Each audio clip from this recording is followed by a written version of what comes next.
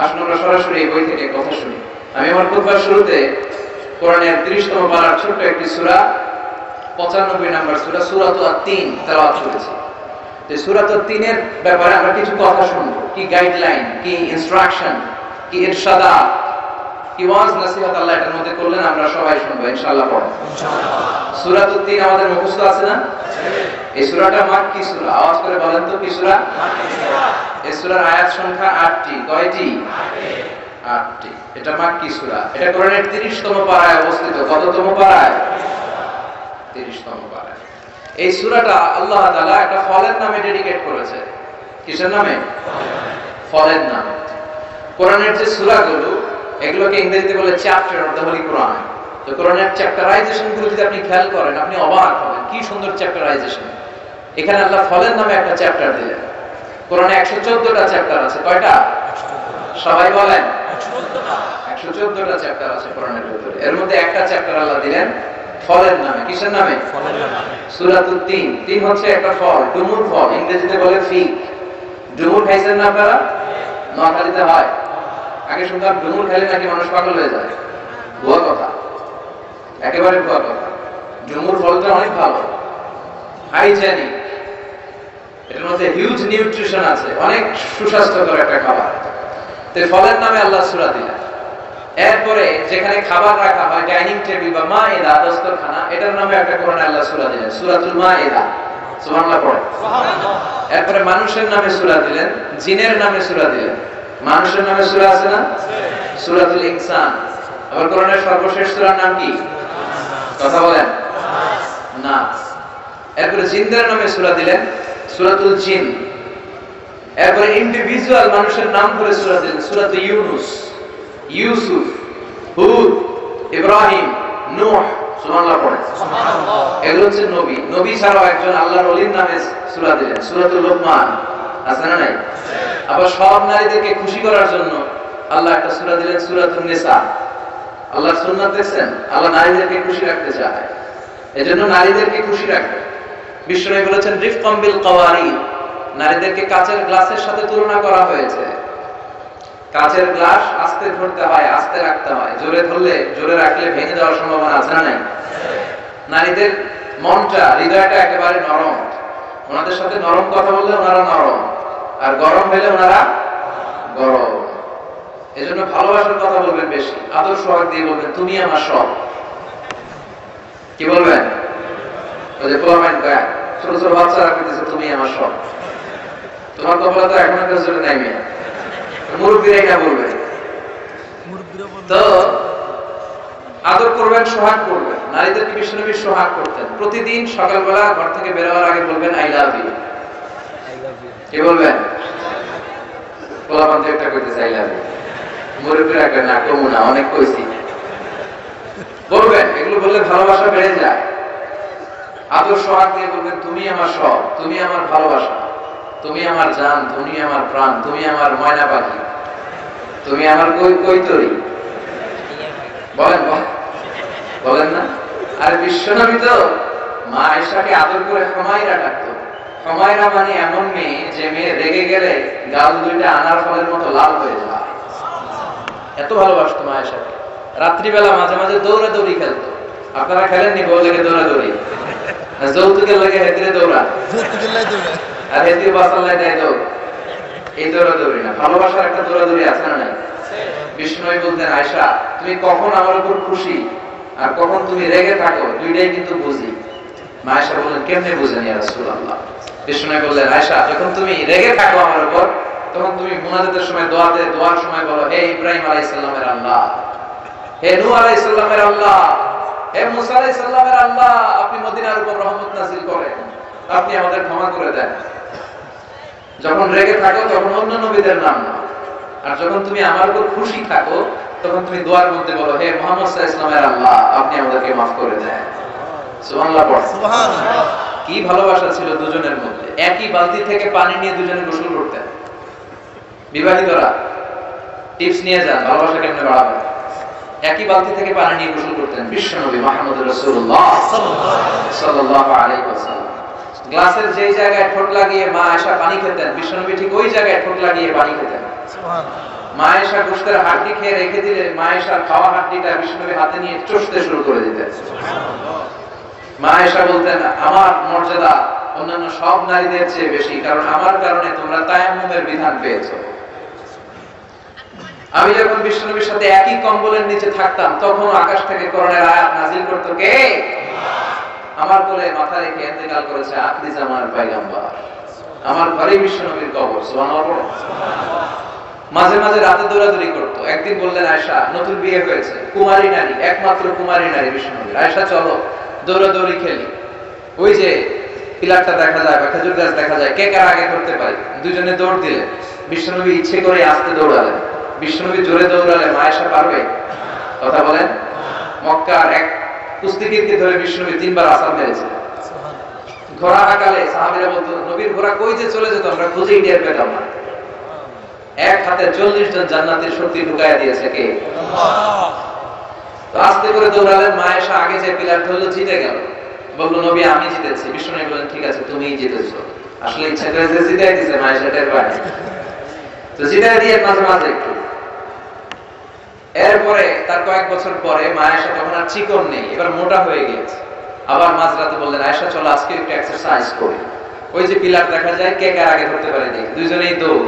এবার বিষ্ণুনবী মনে মনে বলে, আজকে নো চান্স, আজকে কিন্তু তোমার জিতাই দিব না, আজকে আমি দৌড়াবো। আগে দৌড়ে জিতে গেল। মা আয়েশা হয়ে গেলেন সেকেন্ড। এবার মা আয়েশার মন খারাপ। বিষ্ণুনবীর কাছে যেয়ে বললেন, ইয়া হুমায়রা, ইয়া আয়েশু। হুমায়রা মানে যার গাল লাল হয়ে যায়, মানে লালি। এ আমার লালি গো। কই তোরে কি এমনি এমনি কইতে কইছি? বিষ্ণুনবী এরকম খুনসুটি করতেন, ভালোবাসা দেখাতেন। হে আমার লালি গো, ও আমার আদরের বউ। হাদিহি সাত্তাতু বিতিল, ওই যে 7 বছর আগে তুমি আমারে হারাই দিছিলে দৌড়ে, আজকে তোমারে হারাই ওটা শোধ নিয়ে নিলাম। সুবহানাল্লাহ। বাড়িতে গিয়ে বলেন, এরকম ভালোবাসার দরকার আছে না নাই? স্বামী স্ত্রী একে অপরকে সালাম দিবেন, একে অপরের প্রশংসা করবেন, স্ত্রীর সৌন্দর্যের প্রশংসা করবেন। আপনার স্ত্রী আপনি বলবেন যে তুমি সুন্দরী, তুমি অনন্যা, তুমি রূপবতী, তুমি গুণবতী, তুমি অপ্সরী, তুমি প্রিয়ম্বদা, তুমি সুহাসিনী, তুমি সুকেশিনী, তুমি শুভাসিনী, তুমি অসূর্যম কোষা, মেঘে কালো কেশ, কাজল কালো চুল, হরিণের মতো ডাকো ডাকো তোমার দুটি চোখ। এগুলো বলবেন, বললে খুশি হয়ে যাবে। এরপর বাসায় যে সে অনেক কাজ করে, ছেলে মেয়েদেরকে দেখে, রান্না বান্না করে, এগুলোর প্রশংসা করবেন। বিশেষ করে রান্নার প্রশংসা যদি করা যায়, স্ত্রী অনেক খুশি হয়ে যাবে। আপনি 10 লাখ টাকা দিলেও এত খুশি হবে না, রান্নার প্রশংসা করলে যত খুশি হবে। আজকে থেকে রান্নার প্রশংসা করতে রাজি আছেন তো? ছোট্ট একটা গল্প দিয়ে শুরু করি। এক লোক ওয়াজে শুনেছে যে আসলে স্ত্রীর প্রশংসা করা দরকার, আগে আগে সালামটা দিয়ে দেওয়া দরকার, তার চেহারার প্রশংসা, তার রান্নার প্রশংসা করা দরকার। তো মাহফিল শুনে বাড়িতে গিয়ে দেখে স্ত্রী তার জন্য অপেক্ষা করছে, খাবার নেই। ঘরে ঢুকেই স্ত্রী খাবার দিচ্ছে প্লেটে, স্বামী খায় আর মিঠি মিঠি হাসে। তো স্ত্রী বলে, ওয়াজ শুনে আসতো, রাত বাজে 12টা, খাও ভালো করে, হাসো কেন? মহিলাদের সামনে আবার হাসা যায় না, মিটমিট করে হাসবেন না, ওকে নিয়েই হাসবেন। তো সে বলে, না হাসতেছি এই কারণে, আজকে যে তুমি রান্না করছো না, এই রান্নাটা এত মজা হয়েছে আমার জীবনে, আমার পুরো জীবনে এত মজার গরুর গোশতের রান্না আমি খাই নাই।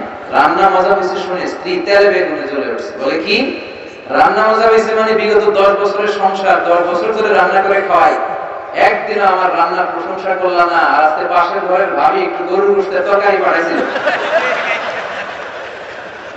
পাশের ঘরের ভাবি একটু গরুর গোশতের তরকারি দিয়ে গেছিল বাটিতে, আজকে রাতে চুলায় কোনো তরকারি বসাই নেই। ওই মহিলার রান্না তোমার এত ভালো লাগছে? খাওয়া জন্মের খাওয়া, আর রান্ধুম না। তো জেনে নিবেন যে রান্নাটা কাজ, তা না হলে রোজা রাখা লাগতে পারে, ঠিক কিনা? প্রিয় ভাইরা, আমাদের ফ্যামিলি গুলো হচ্ছে আমাদের সম্পদ। পৃথিবী ব্যাপী যদি মুসলমান নিধন শুরু হয়ে যায়, ইসলাম পালন বন্ধ হয়ে যায়, রাষ্ট্রীয় ভাবে যদি ইসলাম নিষিদ্ধ হয়, আমার ফ্যামিলিতে যদি মুসলিম থাকে, আমার ঘরের রাজা কিন্তু আমি, চিল্লাই এখন, ঠিক কিনা? আমার ঘরের রাজা আমি, এখানে আমি ইসলাম পালন করতে পারবো। এজন্য ফ্যামিলিটা খুব জরুরি। আজকে ইউরোপ আমেরিকায় ব্রোকেন ফ্যামিলির কোনো অভাব নাই, বাবা আছে মা নাই, মা আছে বাবা নাই, শান্তি নাই, সুখ নাই। আমরা এই সুখের সুজলা সুফলা বাংলাদেশের ঐতিহ্যকে হারাতে চাই না। আমরা অনেক আগ থেকে একান্নবর্তী ফ্যামিলি ছিলাম, একসাথে মিলেমিশে থাকা, এটার ভেতরে সুখ দেয় কে? আল্লাহ। চিল্লায় বলেন কে? সূরাতুত তিন, ফলের নামে সূরা, মনে আছে? ফলের নামে সূরা দিলেন, পুরুষের নামে দিলেন, সব নারীদেরকে খুশি করার জন্য। আল্লাহ যে নারীদেরকে খুশি করতে চায় এজন্য একটা সূরা দিলেন, সূরাতুন নিসা। পড়েন সুবহানাল্লাহ। এরপরে প্রাণীর নামে সূরা দিলেন, সূরাতুল বাকারা, সূরাতুল আনকাবুত, সূরাতুন নামাল, নাহাল। এরপর ভূমিকম্পের নামে একটা সূরা আছে কোরআনে, জানেন কি নাম? ইদা সুলসিলাতিল আরদু। তো আজকে আমরা যে সূরাটা নিয়ে বসছি এটার নাম সূরাতুত তিন। কি সূরা? বিশ্বনবী বারা ইবনে আযিব রাদিয়াল্লাহু তাআলা আনহুর বর্ণনা, সহিহ বুখারীর বর্ণনা, সহিহ হাদিস। তিনি বলেন বিশ্বনবীকে আমি এশার নামাজে এই সূরাতুত তিন তেলাওয়াত করতে দেখেছি। ওমা সামি'তু আহসানা সাওতিন মিনহু। বিশ্বনবীর চাইতে সুন্দর কণ্ঠের তেলাওয়াত আমি আমার জীবনে শুনি নাই।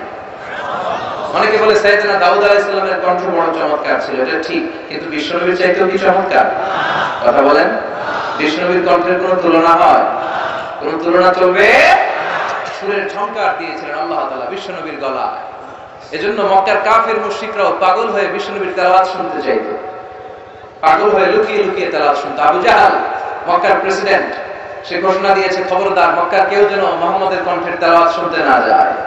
এবং আসন্ন হজে যত হাজিরা মক্কার বাইরে থেকে আসবে, মক্কায় ঢোকার যতগুলো গেট আছে প্রতিটা গেটে আমার দলের কর্মীরা দাঁড়িয়ে থাকবি আর বলবি এই মক্কায় নতুন এক পাগলের আমদানি হয়েছে, চিল্লায় পড়েন নাউযুবিল্লাহ। এই পাগলের কাছে হাজী সাহেবরা তোমরা যেও না, জমজমের পানি খাইবা, খেজুর নিবা, মুসল্লা কিনবা, হজ করে ফিরে যাবে, কিন্তু মুহাম্মদের কাছে যেও না।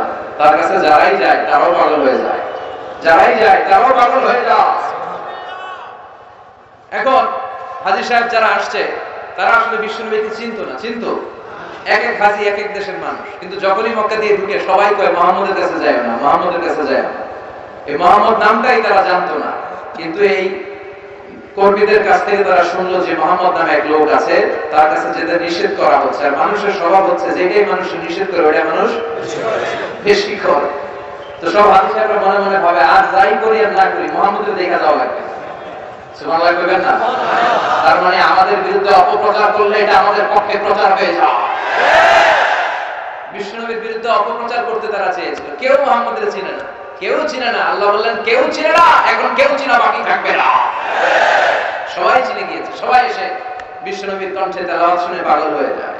আবু জাহেল নিজেও বিশ্বনবীর বড় ফ্যান ছিল, তেলাওয়াতের ফ্যান। কিসের ফ্যান? তেলাওয়াত না শুনলে, কারণ আবু জাহেল নিজেও মারাত্মক ভালো আরবি জানতো, আরব তো সব অর্থগুলো বুঝে। এত সুন্দর আবৃত্তি, তেলাওয়াতের বাংলা হচ্ছে আবৃত্তি, কোরআনের আবৃত্তি তেলাওয়াত এত সুন্দর, বিশ্বনবীর আবু জাহেল পাগল হয়ে যেত। কিন্তু দিনের বেলায় তার সংসদে, মক্কার সংসদ ভবনে ঘোষণা দিত খবরদার কেউ কিন্তু মুহাম্মদের কণ্ঠে তেলাওয়াত শুনতে যাবে না। কিন্তু রাতের বেলা চোরের মধ্যে লুকিয়ে লুকিয়ে নিজেই যায়। শুধু সেই যায় না, তার যে প্রেসিডিয়াম সদস্যরা আছে, ক্যাবিনেট মিনিস্ট্রিতে মেম্বার যারা আছে সবাই যায়। উতবা, শাইবা, ওয়ালিদ ইবনে মুগীরা, আবু সুফিয়ান সবাই লুকিয়ে লুকিয়ে বিশ্বনবীর বাড়ির চিপায় যে কোরআন তেলাওয়াত শুনে। সুবহানাল্লাহ। তো সবাই যখন লুকিয়ে শুনে, বিশ্বনবী যখন তেলাওয়াত শেষ করে সবাই যখন বাড়িতে ফিরে যেতে যায়, ফিরে যাওয়ার রাস্তা থাকে একটা, সবার সাথে সবার রাতে দেখা হয়ে যায়। চোরে চোরে খালাতো ভাই, সব খালাতো ভাইরা একসাথে। আবু জাহেলকে কিরে তোদের কেন নিষেধ করছি, আসলি কেন? সবাইকে তুমি আসছো কেন? একজন আরেকজনের খালি দোষ হবে। আবু জাহেল বলে ঠিক আছে, কাল থেকে কেউ আসবে না। কাল থেকে কেউ যদি মুহাম্মদের কণ্ঠের তেলাওয়াত শুনতে আসে, তার মাথার চুল কামিয়ে, মাথায় আলকাতরা মেখে মক্কার বাজারে বাজারে ঘুরানো হবে। সকালবেলা বিশাল এক খাতা নিয়ে আবু জাহেল বলে সবাই সিগনেচার দেয়া, কসম কর যে আল্লাহর কসম কেউ আমরা তেলাওয়াত শুনতে যাব না, যদি যাই মাথার চুল কামিয়ে আলকাতরা মাখিয়ে মক্কায় ঘুরানো হবে। সিগনেচার দে, ওয়াদা দে। সবাইকে আবু জাহেল তুই নেতা, তুই আগে দে। আবু জাহেল কি আর করবে, সিগনেচার, সবাই সিগনেচার, আজকে রাতে কেউ যাবে না। দিন গড়িয়ে রাত আসলো, আবু জাহেল টসিং এন্ড টার্নিং, বিছানায় এপাশ ওপাশ করে, আর মনে মনে কয় আজকে যেই সিগনেচার লইছি কেউ যাবে না। আরে সময় তো হয়ে আসলো, এখনই তো শুরু হবে। সিরিয়াল যারা দেখে, সিরিয়ালের আগ দিয়ে সিরিয়ালের পেইন ওঠে একটা, যে আমার সিরিয়াল এখনই শুরু হবে, শেষ হয় না কেন, অ্যাডভার্টাইজমেন্ট আছে না নাই? তাই মুহাম্মদ তো এখনই তেলাওয়াত করবে। আহা, শুরু হয়ে গেল, একটু যাই, কেউ যাবে না, কেউ যাবে না, আমি নিশ্চিত আমি যাই, এই ভেবে আবু জাহেল গেছে। উতবা, শাইবা, ওয়ালিদ ইবনে মুগীরা সবার একই চিন্তা। আজকে আবু জাহেল সেই ভাষণ দিছে, কারো বুকের পাটা নাই, যাবে, আমি যাই। আজকে সবগুলো খালাতো ভাই যায় হাজির। বিশ্বনবী তেলাওয়াত করলেন, তেলাওয়াত শেষ, সবগুলা দিছে দৌড়। ফিরে যাওয়ার রাস্তা ছিল কয়টা? আজকেও দেখা হায় হায় সর্বনাশ, সবাই কই কি রে? আবু জাহেল কই কি রে? কোথেকে আসলি? সবাই কই তুমি কোথেকে আসলি? কই মুহাম্মদের বাড়ির ছিল একটা কামা ছিল আমার। তোদের কি কাজ? আমাদেরও কাজ ছিল। না জানি আমার নবীর গলা কত সুন্দর ছিল, না জানি আমার বিশ্ব নবীর কণ্ঠের ভিতরে কি পরিমাণে জাদু মাখা সুর ছিল। কাফির বিরোধী দলের লোক এরপরও কণ্ঠের তাওয়াজ শোনার জন্য পাগল হয়ে যায়। এজন্য বারা ইবনে আযিব বলেন, কানা রাসূলুল্লাহ সাল্লাল্লাহু আলাইহি ওয়াসাল্লাম ইয়াকরাউ সূরাতাত তিন ফি সালাতিল ইশা। ইশার নামাজে প্রতি রাতে বিশ্বনবী সূরাতুত তিন তেলাওয়াত করতেন। ফামা সামি'তু আহসানা তিলাওয়াতুন মিন তিলাওয়াতি রাসূলিল্লাহ। আমি বিশ্বনবীর তেলাওয়াত নিজ কানে শুনেছি, নিজে হৃদয়ে অঙ্গম করেছি। আমার জীবনে বিশ্বনবীর কণ্ঠের চাইতে চমৎকার কণ্ঠ আমার জীবনে আমি শুনি নাই। সুবহানাল্লাহ। সূরাতুত তিন কোন নামাজে পড়বেন? ইনশাআল্লাহ। চিল্লায়ে বলেন ইনশাআল্লাহ। এই সূরাটা আল্লাহ কসম দিয়ে শুরু করেছে। আল্লাহ চাইলে যে কোনো জিনিস দিয়ে কসম কাটতে পারে, আমরা কি পারি? আমরা কসম কাটতে চাইলে একজনের নামে কাটতে হবে, চিৎকার করে বলতে হবে তিনি কে? আল্লাহ। কিন্তু আমাদের সমাজে অনেকে বলে কোরআনের কসম আছে নাই, হাদিসের কসম, কাবা ঘরের কসম, মায়ের বুকের দুধের কসম, বিদ্যার গিরা আছে না নাই? আর কিসের কিসের গিরা কাটেন নোয়াখালীতে? মাথার গিরা, মোরা কানের গিরা, আর ছেলের গিরা, চোখের গিরা, দয়াল বাবার গিরা। দয়াল বাবা রে দয়া করো আমারে। দয়াল বাবা নিয়ে আপনাদের দয়া করবো, দয়া করবো কে? দয়াল আল্লাহ রে দয়া করো আমারে। সবাই বলেন দয়াল আল্লাহ রে দয়া করো আমারে। সুবহানাল্লাহ পড়েন। তো এই যে কিরাগুলা কাটে, এগুলো কাটবেন আমার প্রাণের নোয়াখালীর ভাইয়েরা। আল্লাহর নামের কিরা ছাড়া কারো নামে কিরা কাটা যায় না। কিন্তু আল্লাহ চাইলে সবার নামে কিরা কাটতে পারে, সবকিছুর নামে কিরা কাটতে পারে, ঠিক কি না? সে আল্লাহ এখানে তিন ফলের কিরা কাটলেন, তিন ফলের কসম কাটলেন, শপথ করলেন। আর কসম কাটার জন্য আরবিতে ওয়াও শব্দটা ব্যবহার করা লাগে। ওয়াও কি? ওয়াও। আমরা আশ্চর্যজনক জিনিস দেখলে আমরা বলি না ওয়াও, ওই ওয়াও না। এখন মানুষ অবাক করা কিছু দেখলে কি বলে? বাবা ওয়াও না, ওয়াও না, ওই ওয়াও না, এটা হচ্ছে আরবি অক্ষরের ওয়াও। সুবহানাল্লাহ পড়েন। কোরআনে যত জায়গায় আল্লাহ কসম কেটেছেন তত জায়গায় এই ওয়াও আল কসমিয়া, কসমের ওয়াও আছে না নাই? আল্লাহ কোরআনে সময়ের কসম কেটেছেন, যুগের শপথ কেটেছেন। আল্লাহ বলেছেন ওয়াল আসর, দেখছেন আসরের আগে ওয়াও আছে না নাই? আল্লাহ পাহাড়ের কসম কেটেছেন, আল্লাহ বলেছেন ওয়াত্তুর। আল্লাহ সূর্যের কসম কেটেছেন, আল্লাহ বলেছেন ওয়াশ-শামসি ওয়া দুহাহা। আল্লাহ চন্দ্রের কসম কেটেছেন, বলেছেন ওয়াল কমারি ইযা তালাহা। আল্লাহ ফজরের নামাজের কসম কেটেছেন, বলেছেন ওয়াল ফজর। জিলহজ মাসের 10 দিনের কসম কেটেছেন, বলেছেন ওয়া লায়ালিন আশর। জোরার বেজরের কসম কেটেছেন, আল্লাহ বলেছেন ওয়াশ-শাফা'i ওয়াল ওয়াতর। আর এখানে আল্লাহ তিন ফলের কসম কেটেছেন, তিনি বলেছেন ওয়া। চিল্লায়ে বলেন ওয়া। তিনের শপথ। তিন হচ্ছে ডুমুর, বাংলায় হচ্ছে ডুমুর। চিল্লায়ে বলেন তো তিন অর্থ কি? আরবিতে বলে ফিগ। এই ডুমুর ফল খাবেন। আরব দেশের তিন, ডুমুর আর আমাদের ডুমুরে একটু পার্থক্য আছে। আরব দেশের তিনটা বড় মজা। ব্ল্যাক তিন, হোয়াইট তিন, দুইটাই আছে, সাদাটা বেশি মজা। এই তিন ফল যারা খাবে এদের ডায়াবেটিসের রোগ হবে না।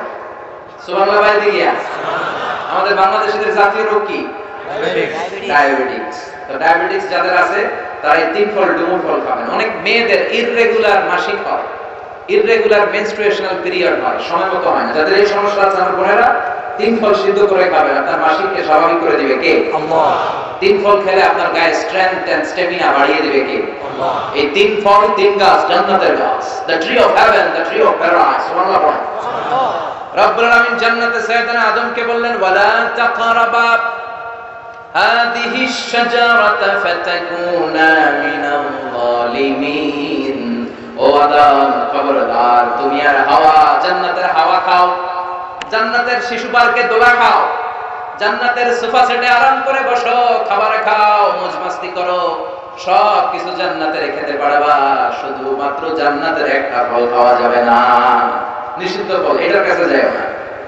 আবার আল্লাহ বলেন ওয়ালাকাদ আহিদনা ইলা আদম মিন ক্বাবলু ফানাসিয়া ওয়া লাম নাজিদ লাহু আসমা। আমি আদমকে স্পেশাল একটা অর্ডার করেছি, কিন্তু অর্ডার পালন করতে আদম ভুলে গেছে।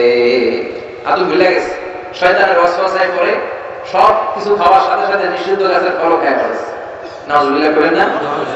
এই নিষিদ্ধ গাছের ফল খাওয়ার সাথে সাথে সাইয়েদনা আদম আর হাওয়া আলাইহিস সালামের দেহের জান্নাতি পোশাক খুলে পড়তে শুরু করলো, নেকেড হতে শুরু করলো। গায়ে জান্নাতি পোশাক আর থাকে না। ওমিয়া খেয়াল রাখবেন, শয়তানের মিশন জান্নাতেও যা, দুনিয়ায় এসেও তা। জান্নাতে শয়তানের মিশন ছিল আমার বাবা আদম আলাইহিস সালাম আর হাওয়া আলাইহিস সালামকে উলঙ্গ করা, তাদেরকে নেকেড বানানো, কেমন করে তাদের দেহ থেকে পোশাক কমানো যায়। ওই মিশন শয়তানের দুনিয়ার বুকে আছে নাই? আজ শয়তানের একই মিশন, কেমন করে দেহ থেকে পোশাক নামানো যায়, কেমন করে জিনা ব্যভিচার করানো যায়, কেমন করে মদের আড্ডা কারে নিয়ে জাহান্নামী বানানো যায়, কেমন করে নারীদেরকে দেহ থেকে বোরকা আর পর্দা নামিয়ে উলঙ্গ করা যায়। চিল্লায় এখন ঠিক কিনা? আমার বোনেরা, আমার মায়েরা, যাদের কানে আমার মাইকের আওয়াজ আপনার যাচ্ছে, খেয়াল রাখবেন, শয়তানের মিশন জান্নাতেও ছিল যেটা, দুনিয়াতেও সেটা। এজন্য হিজাব কোন মুসলিম নারী ছাড়তে পারে না। হিজাব হচ্ছে আপনার কাছে আমানত। আমার বোনেরা, হিজাব হচ্ছে আপনার অধিকার, হিজাব আপনার অহংকার, হিজাব হচ্ছে আল্লাহর দেয়া আপনার জন্য আভিজাত্যের প্রতীক। হিজাব আপনার আভিজাত্যের প্রতীক, এটা আপনার অধিকার, এটা আপনার অহংকার। নারীবাদী যারা ভাষণ দেয় ওদের কথায় কান দিবেন না। নারীবাদীরা যারা বক্তব্য দেয় ওদের ঘরের কাজের মেয়েরাই সবচেয়ে বেশি নির্যাতিত হয়। লোহাকে গরম করে ওরা ছোট্ট ছোট্ট মেয়েদের পিঠ জ্বালিয়ে দেয় আর নারীদেরকে অধিকারের কথা শোনায়। ওদের কাছ থেকে আমাদের অধিকারের কথা শোনা লাগবে না। চিল্লায় বলেন ঠিক কিনা? ওদের হাতেই নারীরা বেশি নির্যাতিত। ওরা নারীদেরকে একা পেলে ধর্ষণ করে সেঞ্চুরি করতে চায়, নারীর সম্মান নিয়ে ইজ্জত নিয়ে লুটুপুটি খেলতে চায়। এদের সাথে ইসলামের কোনো সম্পর্ক। নারীদেরকে তো সম্মান দিয়েছে ইসলাম। আর দুনিয়া কুল্লুহা মাতা ওয়া খায়রু মাতা'id দুনিয়া আল মারাতুস সালিহা। এই দুনিয়ায় যা দেখা যায় সব সম্পদ, বিষ্ণু বলেন সবচেয়ে দামি সম্পদ হলো সতী সাধবী নারী। নারীদের পেট হলো খনি। এই নারীকে কোরআন শিখান, হিজাব পড়ান, এই খনি থেকে বড় বড় আল্লামা বের হবে। এই খনি থেকে মুফাসসির কোরআন বের হবে, হাফেজে কোরআন বের হবে, দেশপ্রেমিক নেতা বের হবে।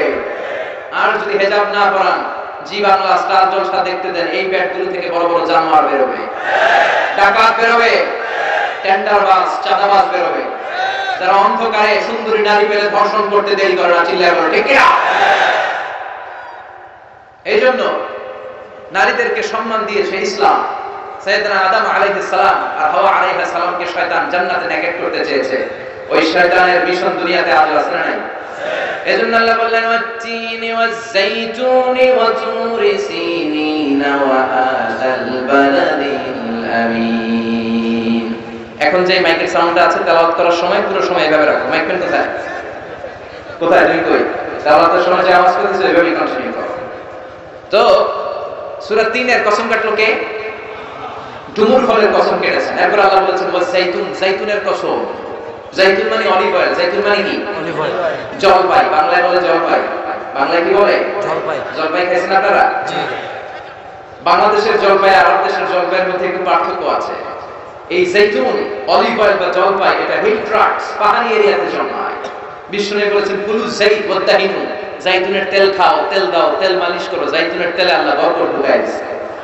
আপনার দেহের যে ব্যাড কোলেস্টেরল লেভেল আছে এটাকে নামিয়ে ফেলবে। সুবহানাল্লাহ পড়েন। যাইতুনের তেল দাড়িতে মাখবেন, চুলে মাখবেন, দাড়ি চুল সহজে পাকবে না। যৌবনকে আমরা ধরে রাখতে চাই না, তাহলে যাইতুনের তেল খাবেন। এটাকে সালাদের মধ্যে ইউজ করা যায়, সালাদে ড্রেসিং করার জন্য ইউজ করা যায়। তিন ধরনের যাইতুন আছে। একটা হচ্ছে extra virgin, less than 1% acid দিয়ে এটাকে পিউরিফাই করে। নোয়াখালীতে কোনো সুপার শপ আছে কিনা? কেনাকাটা নোয়াখালী সুপার মার্কেট আছে। আর কি আছে? কেনাকাটা। এই কেনাকাটা বা স্বপ্ন বা আগরা, এগুলোর ক্ষেত্রে আপনারা এই যাইতুনের তেল পাবেন। এটা খাবেন, এটা বাচ্চাদের গায়ে মালিশ করবেন। চামড়ার মধ্যে মালিশ করলে, ম্যাসেজ করলে চামড়ার ত্বকের মধ্যে ভাঁজ পড়বে না। আপনার যৌবন আপনি ধরে রাখতে পারবেন। আলহামদুলিল্লাহ পড়েন। আবার বিষ্ণু বলতেন এই যাইতুন গাছটা এত বরকতের গাছ, যাইতুন ফল খাওয়া যায়, যাইতুনের তেল মালিশ করা যায়, আবার যাইতুনের ডাল ভেঙে মেসওয়াক করা যায়। নি'মা সিওয়াকি যাইতুন ফাইন্নাহু সিওয়াকি ওয়া সিওয়াকুল আমবিয়া মিন ক্বাবলি। জাইতুনের ডালের মেসওয়াক কতই না ভালো মেসওয়াক, কারণ এটা দিয়ে আমিও মেসওয়াক করি। আমার আগের সব নবীরা জাইতুনের ডাল ভেঙে ভেঙে মেসওয়াক করতেন, চিৎকার করে বলেন সুবহানাল্লাহ।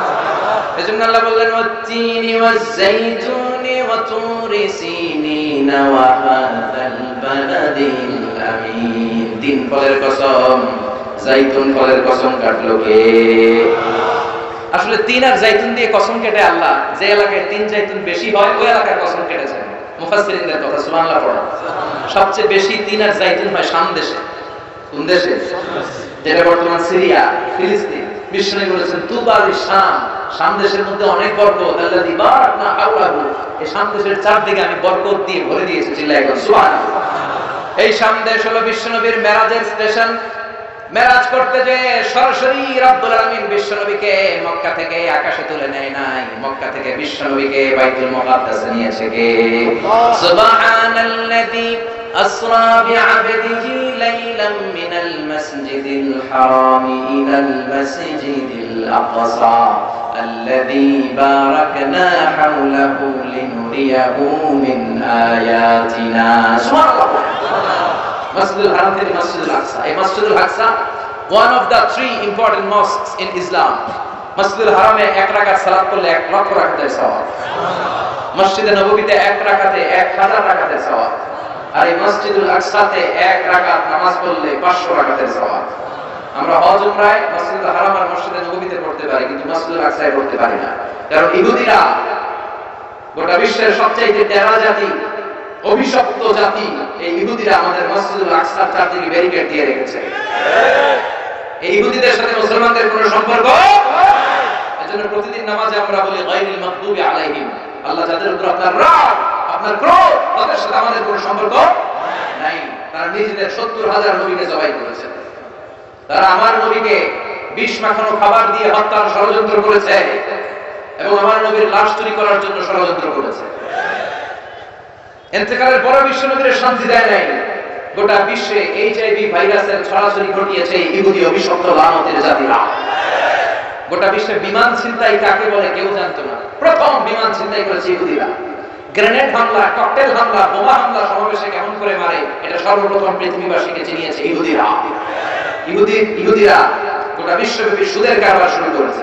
এজন্য ইহুদিদের সাথে আমাদের কোনো সম্পর্ক। এই মসজিদুল আকসা আমাদের দ্বিতীয় কিবলা। মক্কা থেকে মদিনায় হিজরতে যে বিশ্বনবী মসজিদুল আকসার দিকে হয়ে 16 মাস কিংবা 17 মাস নামাজ পড়েছে। আরদুল মাহশার ওয়াল মানশার, কিয়ামতের ময়দানটা সহিহ হাদিসে এসেছে এই ফিলিস্তিনের এই শাম দেশে সিরিয়ার উপরে হবে। জিল্লাহ এখন সুবহানাল্লাহ। সিরিয়া ফিলিস্তিনের উপরে কিয়ামত হবে, কিয়ামতের ময়দান প্রতিষ্ঠিত হবে।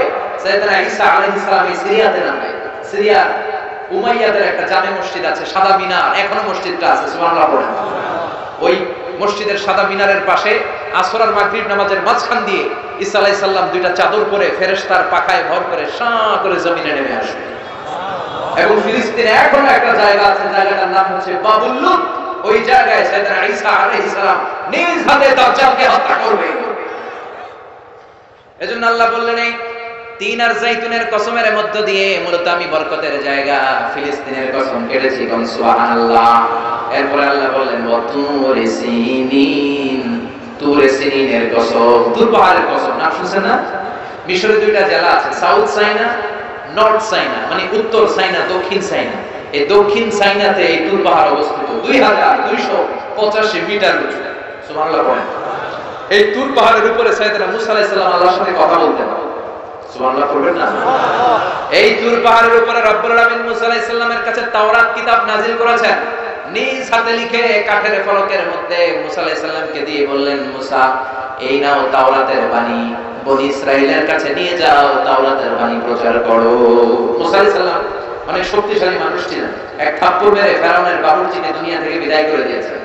রেগে গেলে ওনার মাথার চুলগুলো টুপি ভেদ করে উপর দিয়ে এরকম খাড়া হয়ে দাঁড়িয়ে যেতেন। থাপ্পড় মেরে মালাকুল মউতের চোখ কানা করে দিয়েছিলেন। তো মুসা আলাইহিস সালামের গায়ে এত শক্তি উনি ভাবলেন আল্লাহ তাআলা এই তুর পাহাড়ের উপরে আমাকে তাওরাত কিতাব দিলেন। আল্লাহ নিজ হাতে লিখে লিখে দিলেন কাঠের ফলকের উপর, তক্তার উপর। কত খুশনসিব আমার, যাই যাই তাওরাতের ফলকগুলো নিয়ে বাড়িতে যাই, এটা দাওয়াত দিতে হবে। কিন্তু কাঠের তক্তার মধ্যে হাত দিয়ে দেখে তক্তা নাড়ানো যায় না। এর চেয়ে অনেক বড় তক্তা জীবনে উনি কাঁধে নিয়েছেন। কিন্তু তাওরাত লেখা তক্তা নাড়ানো যায় না। তক্তা চিনেন তো না? চিনেন? কাঠের বড় বড় মোটা তক্তা থাকে না, তো এই তক্তা নাড়ানো যায় না। উনি ভাবলেন এই দিক দিয়ে নাড়ানো যায় না, মনে হয় ওই দিক দিয়ে যাবে, ঘুরে ওই দিক দিয়ে যে তক্তা ধরে টান দেয়, কিন্তু তক্তা নাড়ানো যায় না। এবার ভাবলেন মাঝখান থেকে ধরলে মনে হয় পারা যাবে, মাঝখান দিয়েও পারা যায় না। আল্লাহর ডেকে বললেন, আল্লাহ কেমন তক্তার উপরে তাওরাত লিখে দিলা, তক্তা নড়ে না, আমার ভাই জিব্রাইল রে বলো আমারে সাহায্য করতে। আল্লাহ বললেন, জিব্রাইল যাও সাহায্য করো তোমার ভাই মুসারে। সাইয়েদনা মুসা বললেন, ও জিব্রাইল তুমি ওই দিকে ধরো, আমি এই দিকে ধরি, দুইজনে মিলে টান দেই, হেইয়ো আরো জোরে, আসরা নাই তো দুইজনে মিলে হেইয়ো কে টান দিচ্ছে। কিন্তু কি আজীব তামাশা, দুইজনে মিলে টানাটানির পরে তক্তা নড়ে, যত গায়ে জোর আছে ইচ্ছে মতো টান দিচ্ছে, টানের চোটে দেহের প্রতিটা লোমকূপ দিয়ে ঘাম বের হচ্ছে, টানের চোটে কোমরের রগ ছিঁড়ে যাওয়ার অবস্থা, কিন্তু তক্তা নাড়ানো যায় না। সুবহানাল্লাহ। ও আল্লাহ, জিব্রাইল তো পারে না, জিব্রাইলের সহকারী ফেরেশতাদের পাঠাও, সবাই মিলে তক্তা টানাটানি করে, তক্তা নড়ে না। আল্লাহ বললেন, মুসা তক্তার ওজন নাই, কিন্তু এই তক্তার মধ্যে যেই বাণীগুলো লেখা, বাণীটা কার? এটা বোঝানোর জন্য আমি তক্তার ওজন বাড়িয়ে দিয়েছি। এবার তুমি একাই পারবা, কাঁধে নাও, কাঁধে নিয়ে বাড়িতে যাও। এবার মুসা আলাইহিস সালাম একা তক্তাগুলো কাঁধে নিয়ে বাড়িতে রওনা বলে এই তাওরাত কিতাব আল্লাহ তাআলা তুর পাহাড়ের উপরে নাযিল করেছেন। সুবহানাল্লাহ।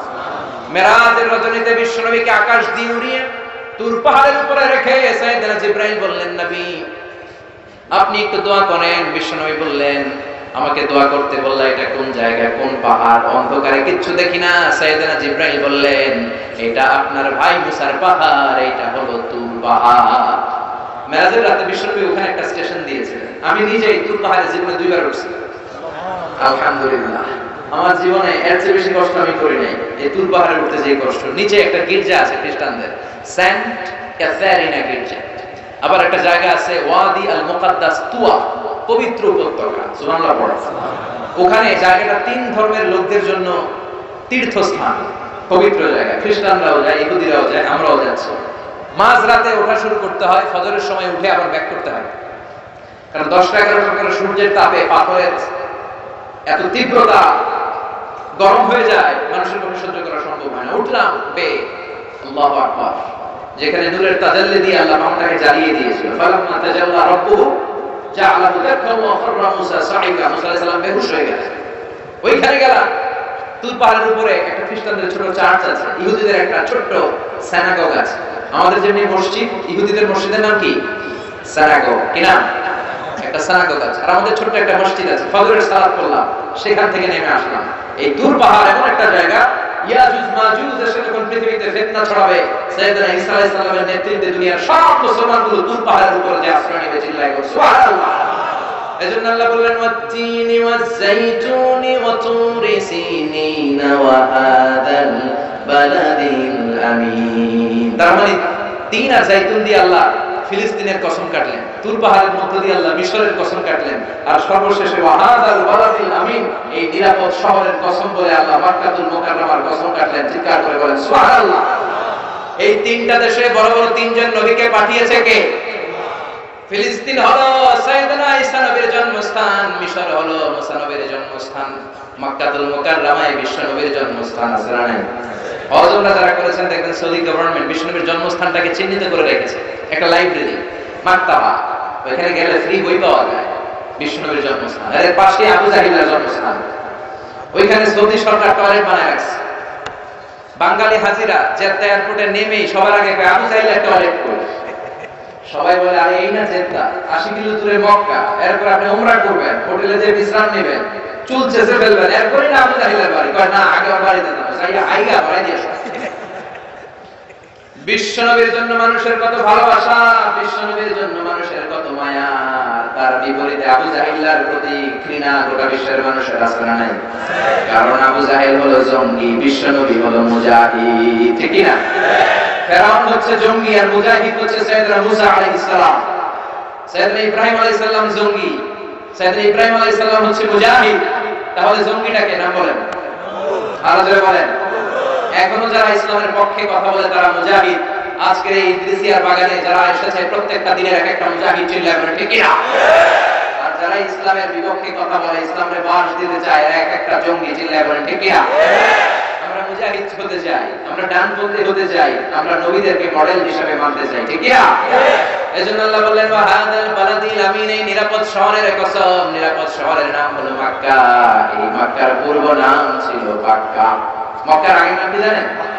বাক্কা। ইন্না আউওয়ালা বাইতি বুদিআ লিন-নাস লাল্লাযী বিবাক্কাতা মুবারাকা, নিশ্চয় পৃথিবীর প্রথম ঘর এটা আমি মক্কাতুল মুকাররমায় সেটআপ করেছি। আর মক্কার আগের নাম ছিল বাক্কা। মক্কার আগের নাম কি?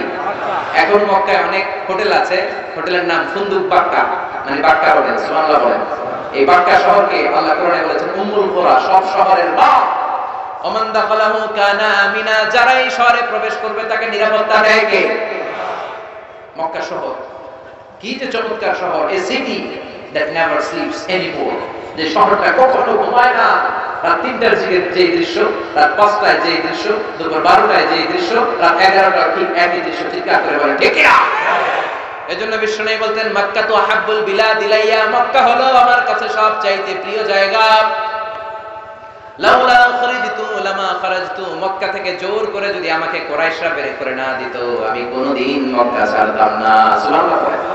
আল্লাহ বললেন এটা হচ্ছে মাসাবাতান লিন-নাসি ওয়া আমনা, সব মানুষের মিলন কেন্দ্র। কাবায় যখন আযান হয় তখন মৌমাছির বাসার দিকে মৌ পোকাগুলো যেমনি ভনভন ভনভন করে ছুটে, সবগুলো মুসল্লি কাবা ঘরের দিকে ছুটতে থাকে, চিৎকার করে পড়েন সুবহানাল্লাহ। কাবার আযান শুনেছেন? আল্লাহ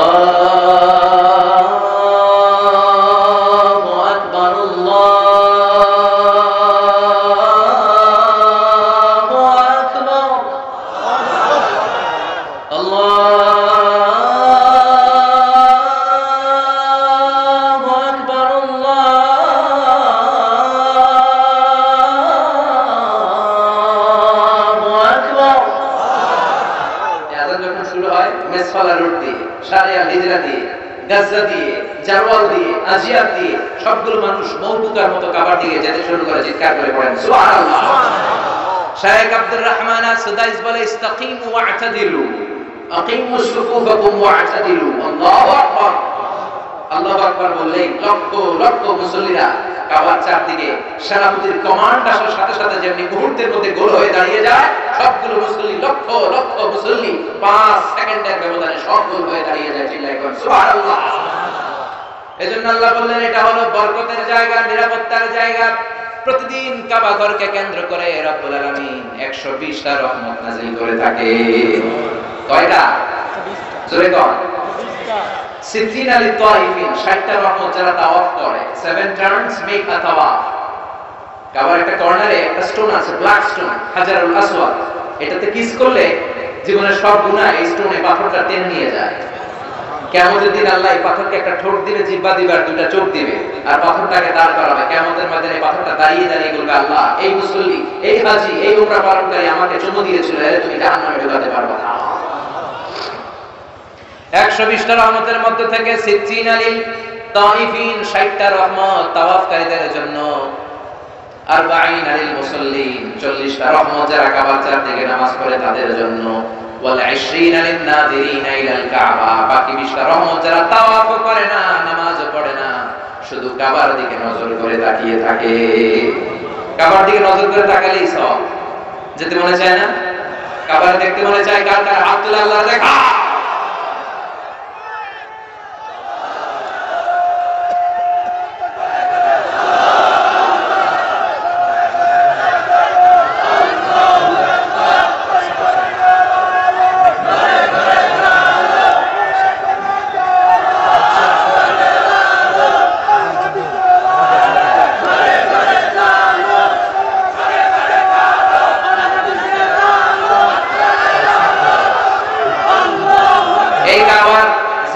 আমাদের নসিব হয়, আওয়াজ করে সবাই পড়ে না আমিন।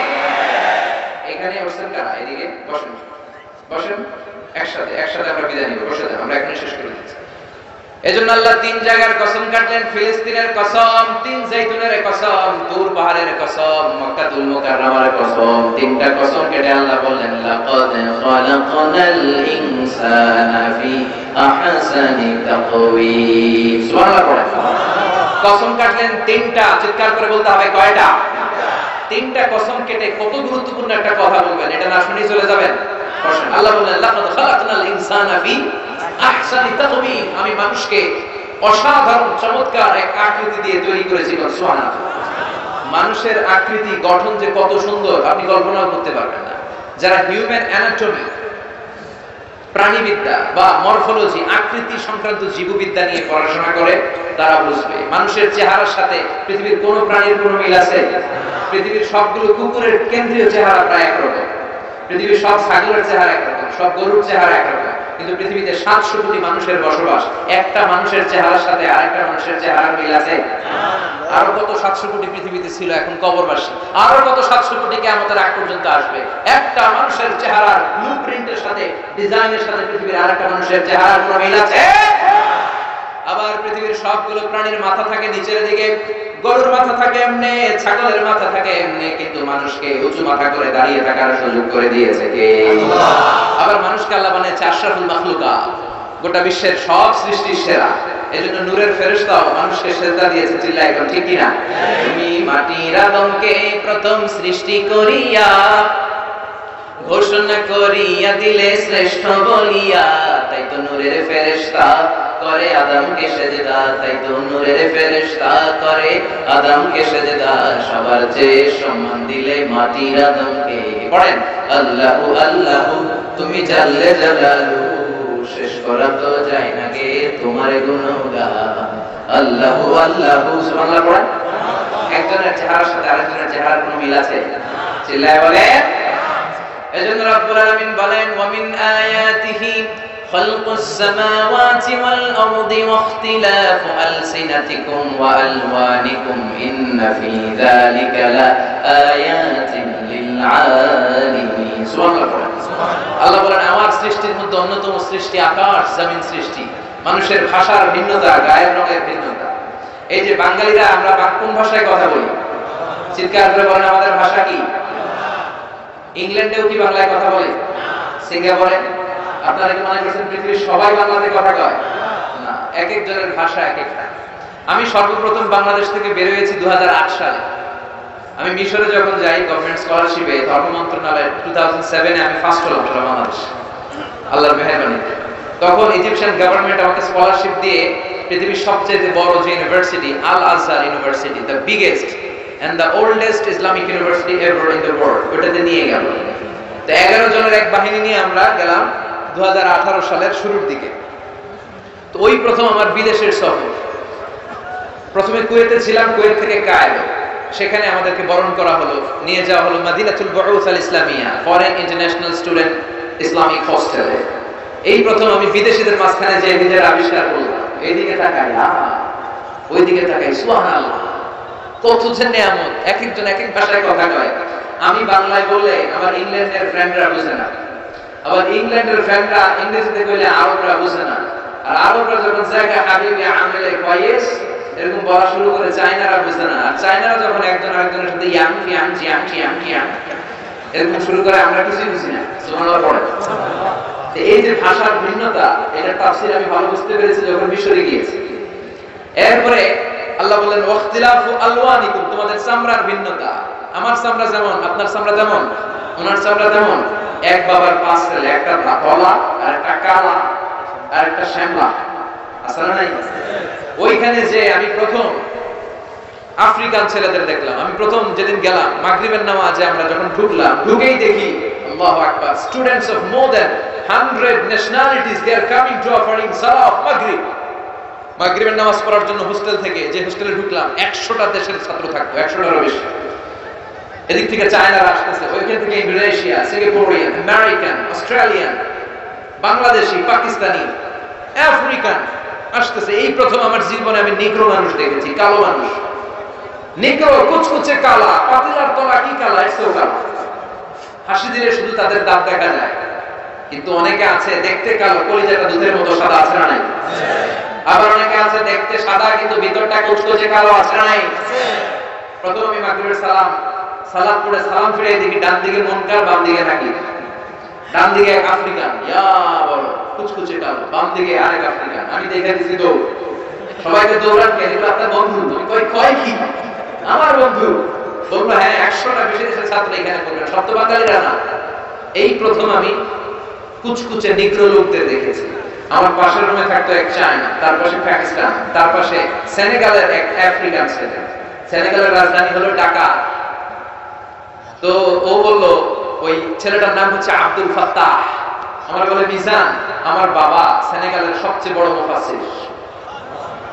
সেনেগালের নির্বাচনের আগে, নির্বাচনী প্রচারণার আগে সব এমপি মন্ত্রীরা আমার বাবার কাছ থেকে দোয়া নিয়ে তারপরে নির্বাচনী প্রচারণায় নামে। বুঝতে পারলাম সব দেশেই ক্ষমতায় যাওয়ার জন্য ইসলামের তেল মালিশ করার দরকার আছে না নাই? এদেশেও দেখবেন নির্বাচনের আগ দিয়ে টুপির কোম্পানিগুলো লাল, টুপি সব বিক্রি শেষ, নির্বাচনও নাই, টুপিও নাই। চিল্লায় এখন ঠিক না? আব্দুল ফাত্তাহ আমারে বললো আমার বাবা অনেক বড় আলেম। একদিন আমার রুমে এসেছে, আমার একটা ফ্রিজ ছিল সেখানে ঠান্ডা পানির জন্য, এসে আমার হাতের সাথে হাত ঘষে আর কয়, hey man Mizan, how did you become so white? আমি তো কালার দিয়ে তো সাদা হই কেন? আমি বললাম আব্দুল ফাত্তাহ, সাদা তো আমি ইচ্ছা করে হই নাই, আমার সাদা বানিয়ে পাঠিয়েছে কে? তোমাকেও কালো বানিয়ে দুনিয়ায় পাঠিয়েছে কে? আব্দুল ফাত্তাহ বলে, মিজান, সাদার কালো যেই আমরা যেটাই হই, কেটে দিলে কিন্তু এক রঙের লাল টকটকে রক্ত বেরোবে, ঠিক না? কালো আর ধলো এ তো বাইরে কেবল, ভিতরে সবাই সমান রঙ। এজন্য আল্লাহ বলে, there is no difference, কোনো পার্থক্য নাই। there is no difference between black and white, between upper and lower, between the richer section of the society and poorer section of the society, between the prime minister, between the president, between the member of the parliament and rickshaw puller, factory worker. Everyone is completely equal, 100% equal, totally equal in the eyes of Islam. চিৎকার করে বলেন ঠিক কি? ইসলাম বলে সাদা কালোয় পার্থক্য নাই, ধনী গরিবের পার্থক্য নাই, নোয়াখালী বরিশালের পার্থক্য নাই, প্রধানমন্ত্রী আর কুড়িওয়ালা টালাওয়ালা আল্লাহর কাছে কোনো পার্থক্য নাই। আল্লাহর কাছে কিয়ামতের দিন সেই সবচেয়ে সেরা, ইন্না আকরামাকুম ইনদাল্লাহি আতকাকুম, যার হৃদয়ে আল্লাহর ভয় বেশি সেই আল্লাহর কাছে সেরা। চিল্লায় এখন ঠিক কি না? হৃদয়ে আছে আল্লাহর ভয়, তারা কবু পথ ভুলে যায় না। আল্লাহর প্রেম ছাড়া এই দুনিয়ায় কারো কাছে কোনো কিছু চায় না। রাতের আধারে যারা সেজদাতে রয়, দু চোখের অশ্রুতে নদী যেন বয়। ছলনার হাতছানি যতই আসুক, পেছনে ফিরে মুছে তাকায় না। যাদের হৃদয়ে আছে আল্লাহর ভয়, তারা কবু পথ ভুলে যায় না। আল্লাহর প্রেম ছাড়া এই দুনিয়ায় কারো কাছে কোনো কিছু চাই না, কারো কাছে কোনো কিছু চাই না। চিল্লায় এখন ঠিক না? আল্লাহর কাছে সে সেরা যার অন্তরে তাকওয়া বেশি।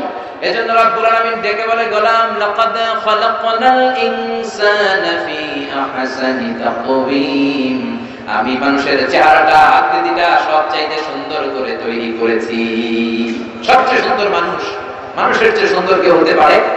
এজন্য বিশ্বনবী শিখিয়েছেন, তোমার সুন্দর চেহারাটা নিয়ে যখন আয়নার সামনে দাঁড়াবা তখন পড়বা আল্লাহুম্মা হাসানতা খালকি ফাহসিন খুলুকি। এর মানে আল্লাহ, আমার চেহারাটা যেমনি আপনি সুন্দর করেছেন, আমার কলিজাটাও সুন্দর করে দেন। পড়েন আমিন। এই দোয়াটা পারেন না সবাই? আয়নার সামনে যে বিশ্বনবী এই দোয়া পড়তে বলেছে, আমার সাথে সাথে আওয়াজ করে সবাই পড়েন, আল্লাহুম্মা হাসানতা খালকি ফাহসিন খুলুকি। আওয়াজ করে আল্লাহুম্মা হাসানতা খালকি ফাহসিন খুলুকি।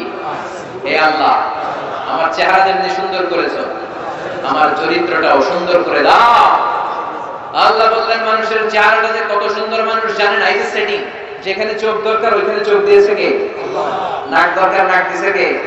মুখ দরকার মুখ দিয়েছে কে? কান যেখানে দরকার কান দিয়েছে কে? দেখেন এই যে কানের সেটিংটা কত অসাধারণ।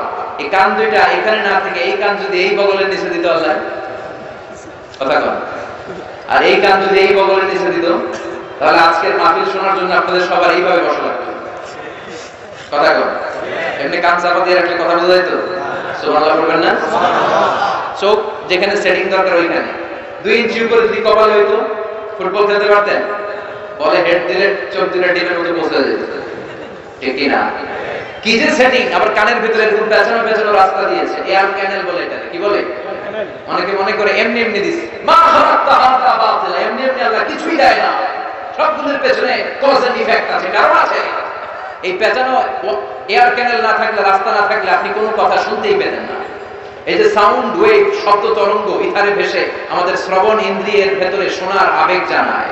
আমি কথা বললে এটা ক্যানেল দিয়ে ঘুরে ঘুরে যেতে হবে। এই ক্যানেল যদি কাইটা দেওয়া হয়, আপনি হয়ে যাবেন কানকাটা রমজান। কি হবেন? কিছুই শুনতে পাবেন না। এটা লাগবে, এটা দিয়ে ঢুকে ভিতরে একটা এয়ার ড্রাম আছে। কি আছে? কথা কয় না? এই ড্রামের ভেতর দিয়ে এই সাউন্ড ওয়েভটা ঘুরতে থাকে। ঘুরে আমাদের দেহে 206টা হাড়টি, দেহের সবচেয়ে ছোট হাড় বা হাড়টিটা আল্লাহ কানের ভিতরে ঢুকাই দিয়েছে। ওই হাড়টার আবার 3টা পার্টিশন, আউটার ইয়ার, মিডল ইয়ার, ইনার ইয়ার। আউটার ইয়ারে নক করে, মিডল ইয়ারে নক করে, এরপরে ইলেকট্রিক্যাল সিগন্যালের মাধ্যমে এই সাউন্ড ওয়েভ, শব্দ তরঙ্গ ট্রান্সমিট হয়ে ব্রেইনের হেয়ারিং নার্ভ, শুনবার যে স্নায়ু, ওই স্নায়ুর ভিতরে ঢুকে চিল্লায় এখন সুবহানাল্লাহ। আজারের দিকে তাকায় আছেন আর মজার মজায় শুনতেছেন। এগুলো এমনি মজায় মজায় ঢুকে নাই, এই সবগুলো কারিশমা কার?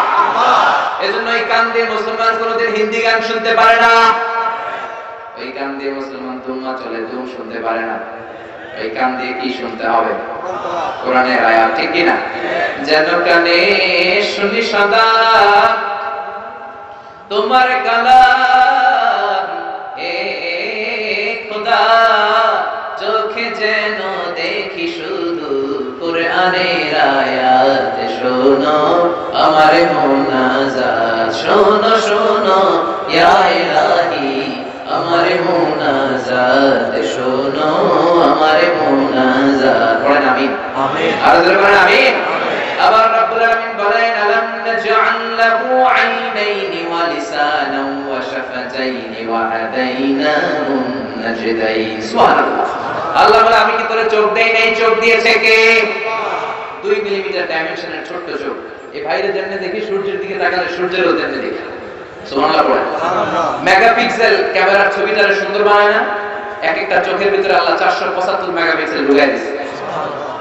Human eyes can identify more than 10 million colors. আমাদের এই চোখ দিয়ে আমরা খালি চোখে 10 মিলিয়ন, 1 মিলিয়নে 10 লক্ষ, তার মানে 1 কোটিরও বেশি ধরনের রং শনাক্ত করতে পারি। সুবহানাল্লাহ পড়েন।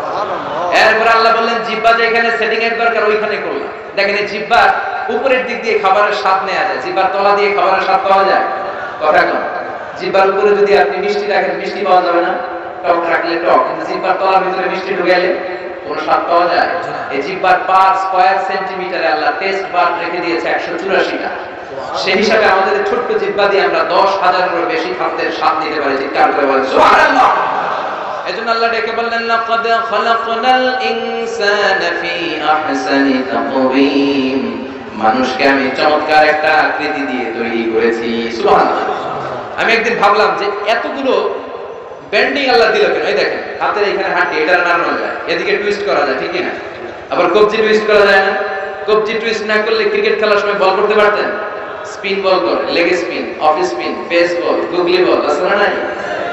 আহা কি নিয়ামত। এরপর আমি ভাবলাম যে আল্লাহ এতগুলো বেন্ডিং দিলে, এখানে একটা, এটা টুইস্ট করা যায়, লিগামেন্ট গুলো নড়ে, এখানে আরেকটা ভাঙা, এতগুলো ভাঙা দিল কেন? পরে হিসাব করে দেখি এগুলোর কাজের অভাব নাই। এই ছোট আঙ্গুল দিয়ে ইশারা দিয়ে মানুষকে দেখানো যায়, আবার পিছন থেকে গুতা মারা যায়। জোরে কম।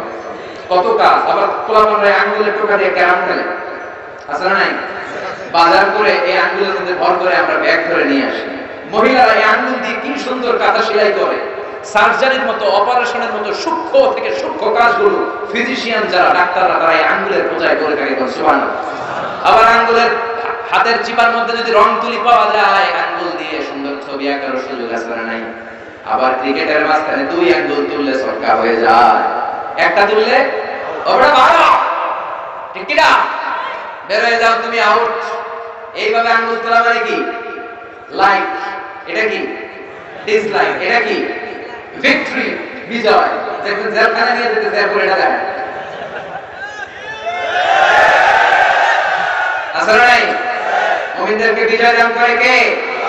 এই যে স্বাধীনতা যুদ্ধে বিজয় লাভ করেছে, বিজয় দিয়েছে কে?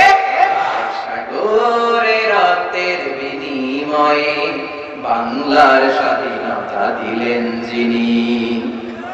আল্লাহ তোমাকে ভুলবো না, আল্লাহ তোমাকে ভুলবো না। এক সাগরে রক্তের বিনিময়ে বাংলার স্বাধীনতা দিলেন যিনি।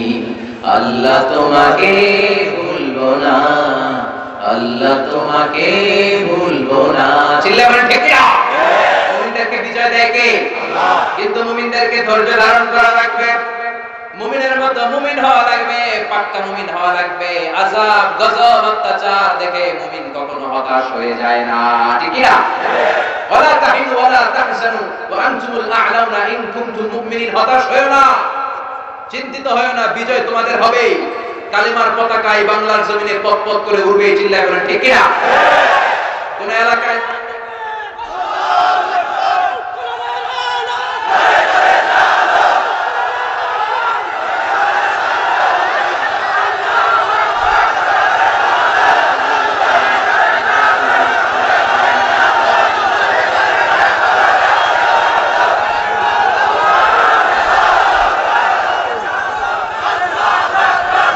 আমরা ইসলামকে এদেশে বিজয়ী শক্তির মসনদে দেখতে চাই, চিল্লায় বলো ঠিক কিনা? কেউ যদি মাজলুম হয়, মাজলুমের রক্ত যদি জমিনে লাগে, ওই জমিনের ক্ষমতা আল্লাহ মাজলুমদের হাতে তুলে দেয়। রাত্রি যত গভীর হয়, সুবহে সাদিকের সময় কাছে আসতে থাকে, গর্ভবতী নারীর পেটের ব্যথা যত বাড়তে থাকে, নতুন মেহমান আসার সময় বাড়াতে থাকে, তেমনি ইসলামের পক্ষের শক্তির উপর আযাব গজব অত্যাচার যত বাড়তে থাকে, কালিমার বিজয়ের সময় কাছে আসতে থাকে। ইসলামের বিজয়কে কেউ ঠেকায় রাখতে পারবে না।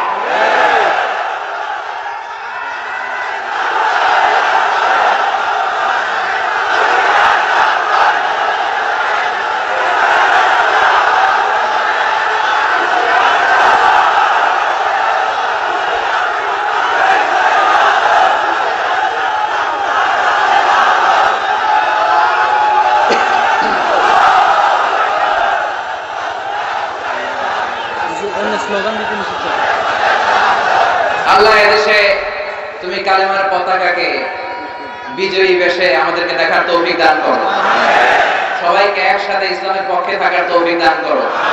যারা এদেশের ক্ষমতার মসনদে বসা, তারা যেন ইসলামের পক্ষে থেকে কাজ করতে পারে, তৌফিক দান করো। প্রশাসনের ভাইরা যারা আছে, তারা যেন ইসলামের পক্ষে থাকতে পারে, তৌফিক দান করো। আমাদের নিরাপত্তার জন্য যে পুলিশ ভাইরা, বিডিআর ভাইরা, র্যাবের ভাইরা, সেনাবাহিনীর ভাইরা, আমার দেশের সীমানা যারা পাহারা দেয় ইসলামের জন্য, তাদেরকে কবুল করে নাও। এজন্য রব্বুল আলামিন বলেন, লাকাদ খালাকনাল ইনসানা ফি আহসানি তাকওয়িম। মানুষকে আমি চমৎকার আকৃতিতে তৈরি করেছি। কার কথা? আল্লাহ। সুম্মা রাদাদনাহু আসফালা সাফিলিন।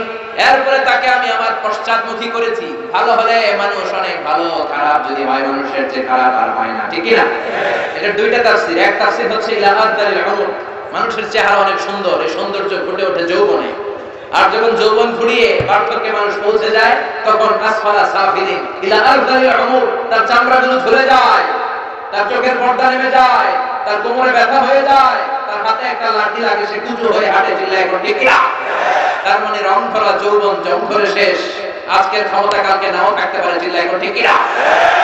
আজকে যে আমার সৌন্দর্য, কালকে সৌন্দর্য নাও থাকতে পারে। এজন্য আল্লাহ বলেন, সুম্মা রাদাদনাহু আসফালা সাফিলিন। একটা সময় মানুষ থাকে তাগড়া যুবক, একটা সময় মানুষের দেহের মধ্যে শক্তির অভাব নাই, আর একটা সময় আছে নাতিপুতি নিয়ে হাঁটে, মাজাটা বাঁকা হয়ে যায়, লাঠি নিয়ে হাঁটা লাগে, ঠিক না? এটা একটা তাফসীর। আরেকটা তাফসীর হচ্ছে উলাইকা কাল আনআম বাল হুম আদাল। মানুষ যদি ভালো হয় ফেরেশতার চেয়ে ভালো, মানুষ যদি খারাপ হয় ফেরেশতা পশুর চেয়েও খারাপ, চিল্লায় এখন ঠিক না? A lion never kill a lion, an elephant never kills an elephant, a dog never kills a dog. একটা কুকুর একটা কুকুরে মারে না, সিংহ সিংহরে মারে না, হরিণ হরিণরে মারে না, হাতি হাতিরে মারে না, কিন্তু মানুষ মানুষরে মারে, চিল্লায় এখন ঠিক না? একটা হাতি আর একটা হাতিরে 20 টুকরা 40 টুকরা 30 টুকরা করে না, কিন্তু একটা মানুষ মানুষকে শুধু নৃশংসভাবে মারেই না, 30 টুকরা 40 টুকরা করে বস্তাবন্দি করে, চিল্লায় এখন ঠিক না? মানুষ জনপদের পর জনপদ নিশ্চিহ্ন করে দেয়, বোমা মেরে শহর উড়িয়ে দেয়, মানুষ মেরে মেসাকার করে দেয়, ঠিক না? এজন্য আল্লাহ বললেন, সুম্মা রাদাদনাহু আসফালা সাফিলিন। মানুষকে অনেক সম্মান দিলাম, সুন্দর চেহারা দিয়ে বানালাম। মানুষ যদি খারাপ হয়, মানুষ অনেক খারাপ হয়ে যায়। তবে ইল্লাল্লাযীনা আমানু, যারা ঈমান এনেছে, ওয়া আমিলুস সালিহাত, নেক কাজ করেছে, ফালাহুম আজরুন গায়রু মামনুন, তাদের সওয়াব কোনদিন শেষ হবে না। যারা ঈমান আনে, যারা সৎ কর্ম করে, তাদের স্থান জান্নাত। চিৎকার করে বলতে হবে, তাদের স্থান কি? মালিক তুমি জান্নাতে, তোমার পাশে আমায় একটি ঘর বানিয়ে দিও, একটি ঘর বানিয়ে করুণাময় মহাদিনে তোমার প্রতিবেশী করে নিও মালিক তুমি জান্নাতে তোমার পাশে আমার একটি ঘর বানিয়ে দিও। বলেন আমিন। কামা ইউকাদ্দিবুকা বা'দু বিদ্দীন আলাইসা আল্লাহু বিআহকামিল হাকিমিন। এত নিয়ামত দেওয়ার পরে কোন জিনিস তোমাকে দিন থেকে আলাদা করে রেখেছে তুমি কি জানো না? আল্লাহ তাআলা হলেন সর্বশ্রেষ্ঠ বিচারক। আল্লাহর চাইতে বড় বিচারক পৃথিবীতে আছে নাকি? দুনিয়াতে বিচারপতির বিচার নাও হতে পারে, কিন্তু কিয়ামতের দিন বিচারপতির বিচার আছে নাই? সবচেয়ে বড় বিচারক আল্লাহর দরবার। দুনিয়াতে যত বিচারগুলো আমরা পাই নাই সবগুলোর বিচার করবে কে? আল্লাহ। আপনার জমি মেরে মিথ্যা দলিল করে আপনার জমি খাইয়া দিয়েছে, দুনিয়াতে বিচার পান নাই, কিন্তু আখিরাতে ওই বিচার আছে নাই? আপনারে অন্যায় ভাবে মেরেছে, দুনিয়ায় বিচার পান নাই, আখিরাতে ওই বিচার আছে নাই? রব্বুল আলামিন বলেন فَأَمَّا مَنْ ثَقُلَتْ مَوَازِينُهُ فَهُوَ فِي عِيشَةٍ رَاضِيَةٍ وَأَمَّا مَنْ خَفَّتْ مَوَازِينُهُ فَأُمُّهُ هَاوِيَةٌ وَمَا أَدْرَاكَ مَا هِيَ نَارٌ حَامِيَةٌ সুবহানাল্লাহ। যারা যারা ভালো করেছো এটাও তোমার আমলনামায় সেদিন তুলে দিবে কে? যারা খারাপ করেছো সেটাও তুলে দিবে কে? বিষ্ণু বললেন মান ক্বারা সূরাত তিন, কেউ যদি সূরা 3 তেলাওয়াত করে আর পড়তে পড়তে আলাইসাল্লাহু বিআহকামিল হাকিমিন এই পর্যন্ত চলে আসে, ফালিয়াকুল, সেজন্য বলে বালা বালা ওয়া নাহনু আলা যালিকা মিনাশ শাহিদিন। কারণ আলাইসাল্লাহু বিআহকামিল হাকিমিন, আল্লাহ কি শ্রেষ্ঠ বিচারক নয়? এটা বলে আল্লাহ একটা প্রশ্ন তুলে দিয়েছে শ্রোতাদের সামনে। আল্লাহ put a question to the audience, he put a question to the listener। লিসনারদের সামনে আল্লাহ প্রশ্ন রেখেছে, আমি কি শ্রেষ্ঠ বিচারক নই? আমরা বললাম বালা, চিল্লায় বলেন বালা ওয়া নাহনু আলা যালিকা মিনাশ শাহিদিন। আমরা বললাম আল্লাহ অবশ্যই অবশ্যই আপনার চাইতে বড় বিচারক কেউ নাই। দুনিয়াতে আমরা অনেক জায়গায় বিচার পাই নাই, আপনার কাছে বিচার পাবো এটাই আমাদের ভরসা, ঠিক কি না? এজন্য মনের সব জ্বালা যন্ত্রণা আমরা বলবো একজনের কাছে, তিনি কে? আল্লাহ।